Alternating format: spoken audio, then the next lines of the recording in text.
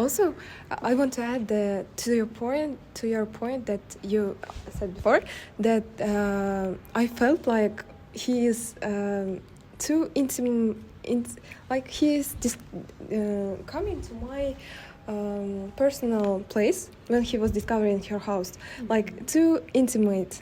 That was like he is coming into my place. Like it was a little bit uncomfortable.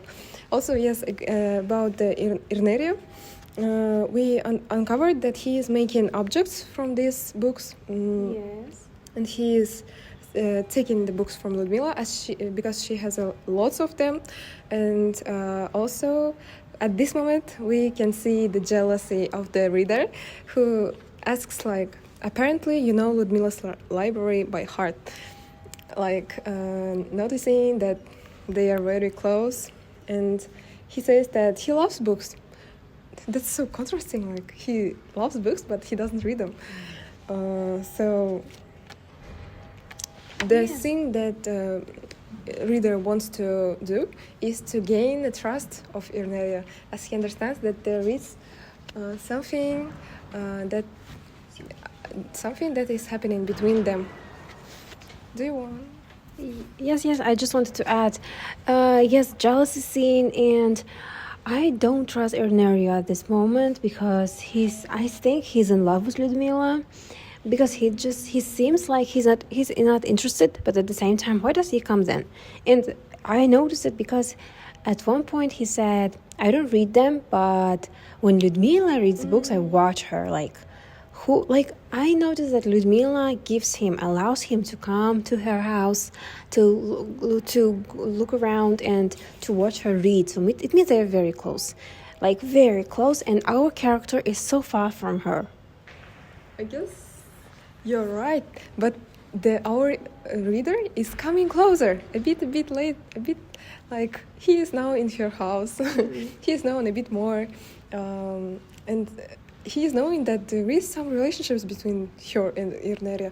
Actually, that's really contrasting and intimate.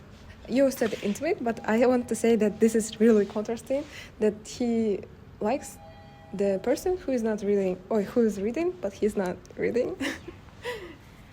Yes, and then a very interesting moment happens when our character brought his own book to this house so he could give it to Ludmila.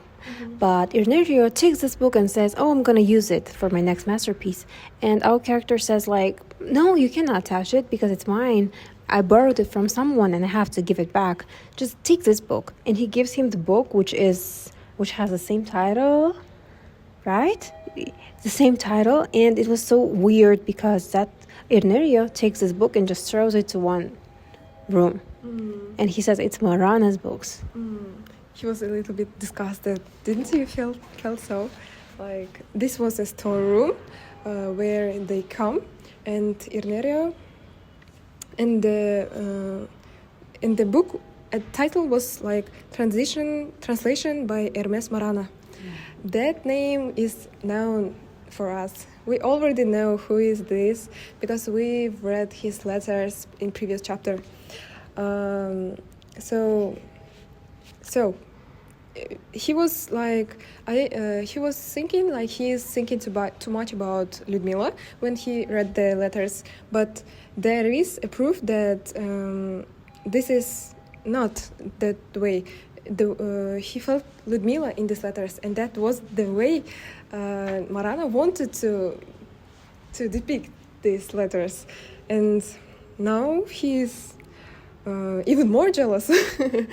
He is like, he feels suspicion, distrust, and feeling that he cannot be sure in anything and anyone anymore. Yeah.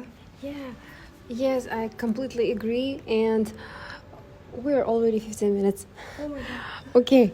Yes, and he feels distrust because he was reading Marana's letters and he had no idea that this person is alive, and he comes to Ludmila's house. That's why he thinks like, am I left behind? Like, they all know each other, and I don't know any of them. Like, I know only Ludmila and partially. And it turns out that she knows Marana, and Marana comes to this house. So there must be a relationship between them. And as you said, of course he's jealous right now. And Irnerio says, he was here, now time has passed, he shouldn't come back here again. So some situation happened between Ludmila and Marana, which is the author, and he's alive. I was very shocked when I read it. And then,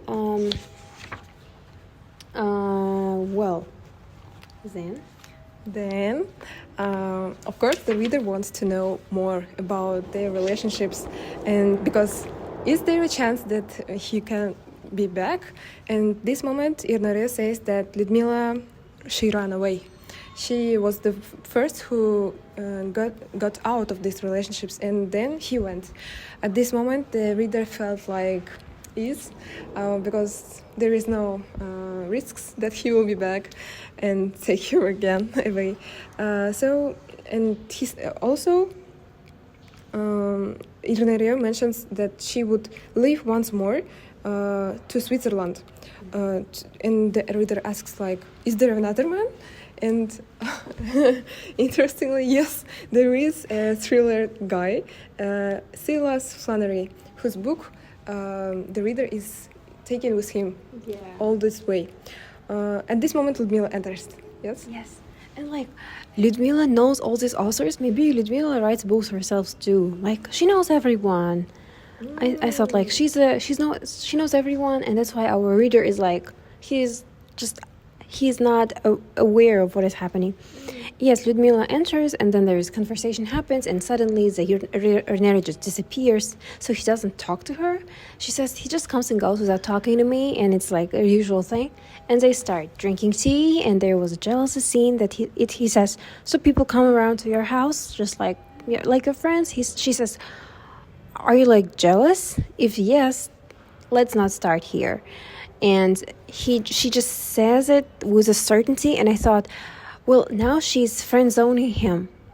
Like, she doesn't want him to be jealous, and he doesn't allow him to be jealous. Yes, but then... And she says, like, then it's best not even to begin. Yeah. Actually, if I was a reader, it would be a little bit hurtful. Yes. Also, she was so calm in this conversation, and then he sat on a sofa, and Ludmila came to him, and they, as I understood, there is written, you are in the bed together, you two readers. And he describes that the bodies are trying to find skin to skin, the most generous in sensation. He's depicting physical and mental simultaneously, and I felt like he is getting pleasure from spending time with her, and therefore he is depicting this as equal, like his mental pleasure, like from reading, and his physical pleasure from being around her. How do you think? I thought they were having intimate moment. I guess no. I like, felt like this was fantasy. Maybe, I don't know, but it's not a fantasy, right? Because then there was a moment when, yes, you said clearly describes the emotional pleasure and physical pleasure, yes. And the author tries to show us that reading a book is the same as being intimate with someone.